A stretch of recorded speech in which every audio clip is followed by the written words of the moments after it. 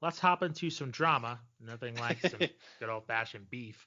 Gotta have it. And this, of course, and this concerns Kevin Durant and inside the NBA. Now, as we've seen over the years, and this is kind of an underplayed storyline with inside the NBA, as much as I love the show, I think there's a kind of younger generation, older generation battle between the show and how it covers its young stars. Because even Shaquille O'Neal, who gets kind of, it's weird because he is of the 90s, like he's clearly of the Jordan era. I mean, he was drafted in 1992.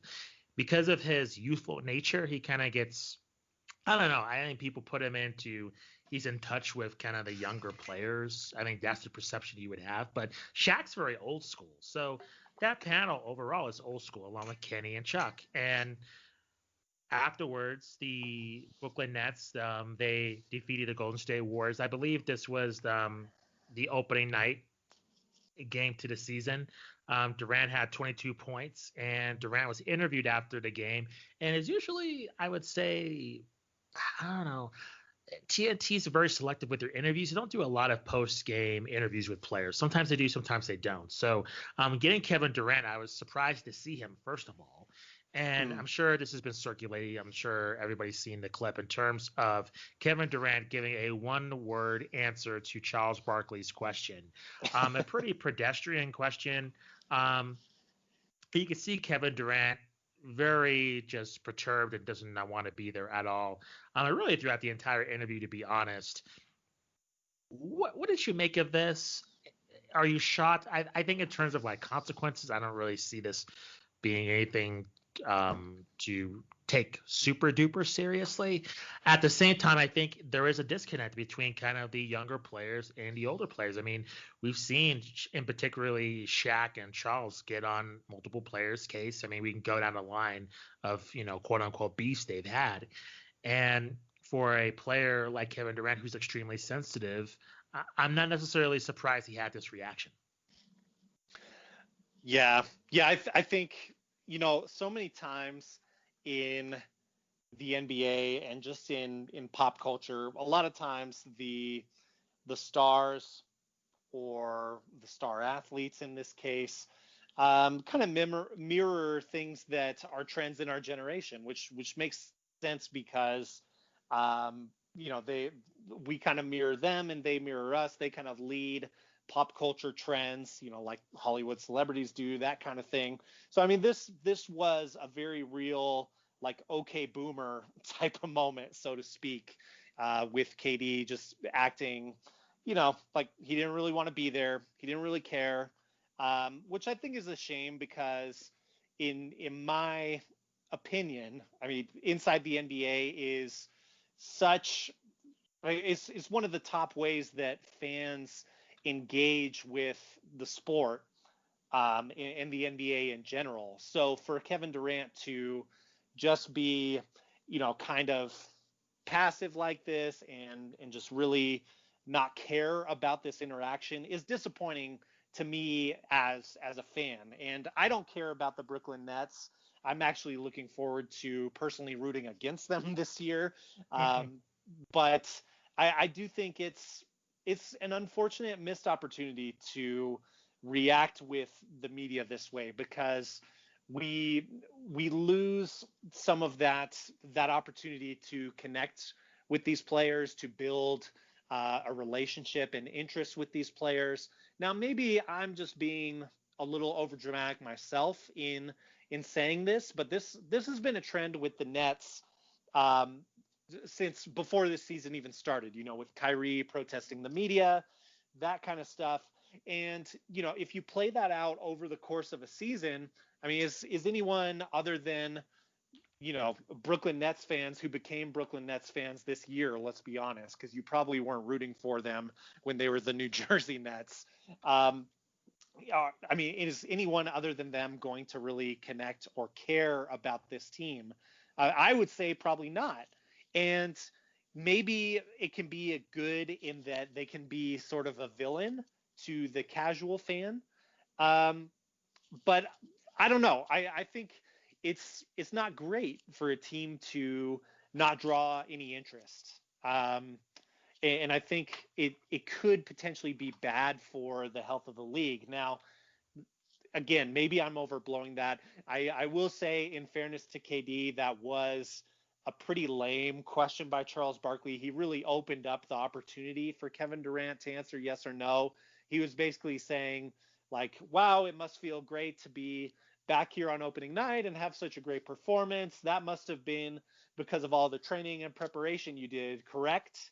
And he ended that question on correct. I mean, it really, I think as an interviewer, and Justin, you're a very solid interviewer. I think you more Oh, would thanks, want to man. say, what are the types of things that you did for your training to prepare for this? Leave it really open to where he can't give you a yes or no answer.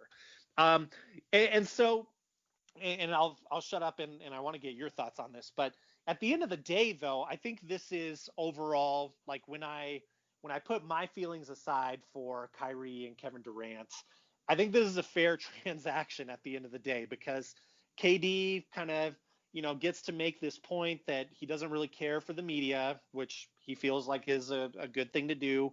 Um, and then inside the NBA, if you kept watching after that interview, I mean, they rightly ripped him, and it was very funny and very entertaining, as that crew does. I mean, they rip on each other all the time. It's part of the reason the show is so great.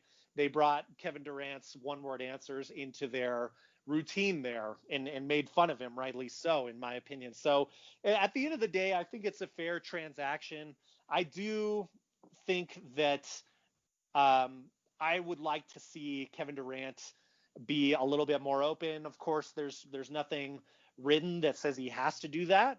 He could do like Marshawn Lynch did in the NFL, where he'd do these interviews. He didn't want to do the post game interviews, but he didn't want to be fined, so he'd show up and give one word, really kind of silly answers, or just act not very interested. He could absolutely do that. But I would think, as a guy that has several investments going and things like that, is be, really business and entrepreneurially oriented. I would think he would try to be more likable to fans, but I don't know. Maybe I'm just confused on all that.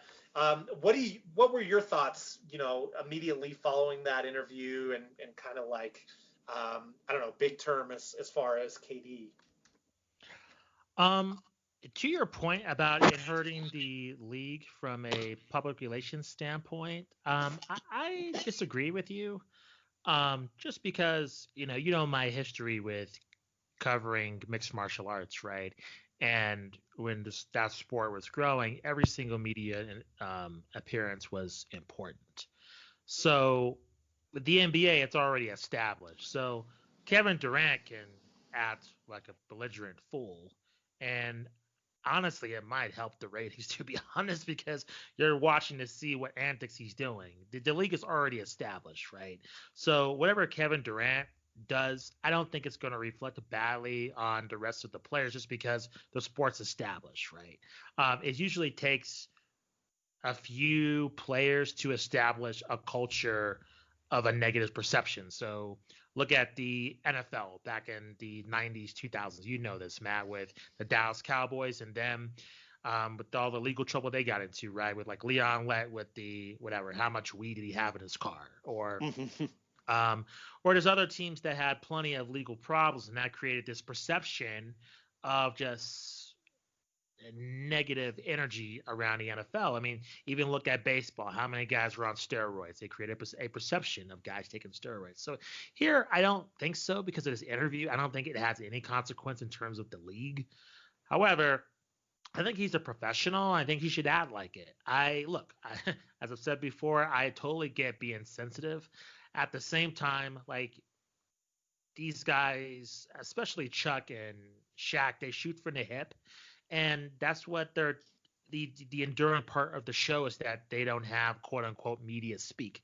They say what's on their minds, and so to me, I don't know. It's a catch 22, because if Barkley and Shaq were kissing his butt, and then talking crap behind his back, they'd be two-faced, right? Or wouldn't have the guts to say it to his face. But since they do, they're the negative media. So I don't know. I just think Durant should just act a little bit more professionally, or I think even more than that, just address it head on. Say, hey, I don't appreciate your Mm-hmm. comments, and you trying to disrespect me and just challenge Charles on the air. I would respect that totally. But just to handle it with a one-word answer makes him look bad. I mean, he looks pretty terrible in that exchange. So I don't know if he's going to learn a lesson from that. I'm sure just through the course of the season, this will be his last interview with Inside the NBA till next season, and maybe further into the future. But not a look for KD, not a good look for KD at all. But I don't really see it harming the NBA or Kevin Durant. We already know he's sensitive, and he takes everything super hard from the media. So I don't see it having a super lingering effect, other than it's going to be another highlight on Inside the NBA. So. Yeah, I agree with you. And I think the fact that the Inside the NBA crew was able to draw so much humor from it is, kind of spins it positive to where you, as a fan watching that, or at least me personally, when I was watching that, I mean, you are able to, kind of laugh at KD and how pathetic his answers were. And I agree with you. I don't think this one isolated interview hurts the league. I more think like if the Kyrie KD mentality spreads to, let's say like half the teams in the league, then I think that Sure. would be another issue. But you're right in that, it's not that way on any other team at the moment. So I definitely agree with what you're saying there.